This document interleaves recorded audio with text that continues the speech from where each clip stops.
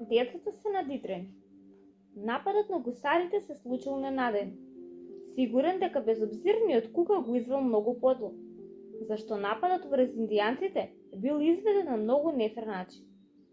Според сите непишани закони на домородното војување, индијанците се секогаш тие што напаѓаат, а според дитрината на својата раса, тоа секогаш го прават предзори. Како што знаат, храброста на белиот човек е на најниско ниво. Во меѓувреме, белиот човек прави грубо утврдување од колци, со врв на брновидното земјиште во чие подножје тече поток. Од тие гибел да си премногу далеку од вода. Тука тие чекаат напад.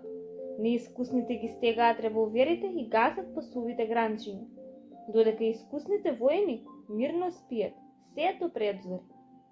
Во долгата темна ноќ, извидницата на домородците како змија се извива низ тревата без да помрдне ниту една тревка. Грмушките зад нив повторно се затвораат безшумно како песок, низ кој нурка крв. Не се слуша никаков звук, освен кога се довикуваат и се огласуваат, имитирајќи осамен звук на којот. Другите војни одговараат со истиот звук. Некои од нив тоа го прават дури и подобро од којотите, кои не се баш најдобри во тоа. Така минуваат студените часови. А долгата неизвестност е ужасна. За бледоликите, кои по прв пат минуваат низ тоа, додека за постарите и поискусните сенични крици и уште пострашниот молк се само знак дека ноќта минува. Токму така изгледала вообичаената процедура што на Кука му било добро позната. Па оглушувањето не му било изговор за незнаење. Пиканините од своја страна безрезервно му верувале, па нивното однесување таа ноќ било спротивно од неговото. Тие навистина сториле се во согласно со угледот на нивното племе, благодарејќи на будноста на своите сетила, на што цивилизираните луѓе се одушевуваат и ги фрлаат во очи. Знаеле дека гусарите се на островот уште од моментот кога првиот од нив згазнал на суво гранче, и тогаш, за многу кусо време, почнале да се слушаат крици на којот.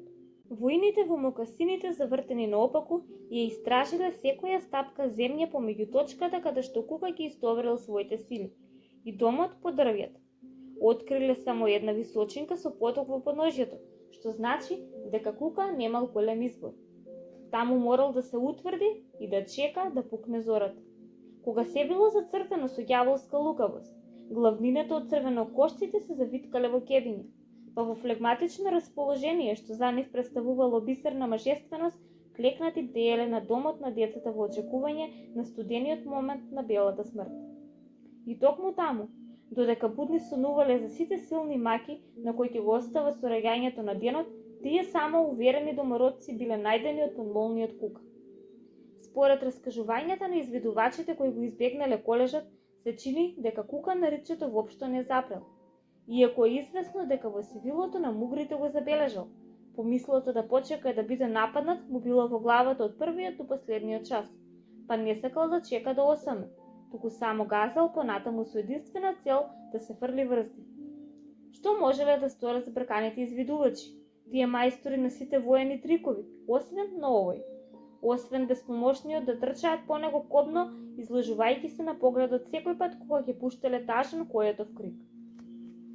Околу храбрата тигресата Лили биле десетица од низините најхрабри јунаци, и тие одеднаш ги забележале периферните гусари како се нафрлаат на нив. Тогаш им станало јасно дека тешко ќе извојуваат победа.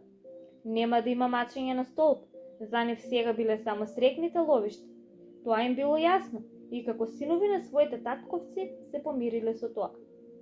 Дури и тогаш имале време брзо да се наредат во збиената борбена формација, што тешко може да се разбие, но тоа не им го дозволувала традицијата на нивната раса, а таа вели дека благородниот дивјак пред белецот никогаш нема да покаже дека е изненаден. И затоа, без оглед на тоа колку страшна била ненадената појава на гусарите, сите за миг останале неподвижни без да им мрдне ниту еден мускул. Не баре непријателот бил поканет. И дури тогаш, откако витешки ја одржале традицијата, го зеле оружјето и низ воздухот се слуштале борбени кризи. Но тогаш веќе било премногу доцна. Не е наше да го опишуваме тоа што следувало, повеќе колеш отколку борба. Така загинале многумина од најхрабрите борци од племето пиканини, но не загинале без да бидат одмаздени. Слабиот волк го исекол Алф Мейсон, за да не го нарушува повеќе мирот на Карибите, а другите кои загинале да ги споменеме Џорџ Сокори, Чарлс Тарли и Алсетин Фогери. Тарли паднал под ромахавиот на страшниот пантер, кој на крајот успеал да се провлече низ гусарите со тигрестата Лили и мал дел остатоци од племето. До колкава мера треба Кука да биде обвинуван поради неговата тактика? За тоа нека судат историчарите. Ако почекал на височинката до вистинскиот час, тој и неговите луѓе најверојатно ќе биле заклани, па ако веќе му судиме, не е фер да не го земеме тоа во предвид. Може би сите противници требало да ги запознае со својата намера дека ќе се служи со нова тактика. Од друга страна пак, ако го сторил тоа и ако бил без предност на изненадувањето, неговата стратегија веројатно немало да му донесе победа, така што целото прашање е проблематично. На крајот би можеле барем да зачуваме малку резервиран восхит на лукавоста на планот, иако кон злобниот гений што го спровел тој план. А какви биле неговите чувства за тој победоносен момент? Тоа со големо задоволство би сакале да го знаат неговите пци, додека тешко дишејќи и бришејќи ги сабиите се собрале на одредено растојание од неговата кука и, мижурејќи со своите лисичини очи, гледале во тој необичен човек. Тој чувствувал восхит, длабоко во себе, но на неговото лице не се гледало. Како вечна, мрачна и самотна загадка стоел возвишен и далеку од своите следбеници, како со духот, така и во материјата. Но таа ноќ работата не била завршена, зашто гусарите не биле доедени да ги уништат индијанците.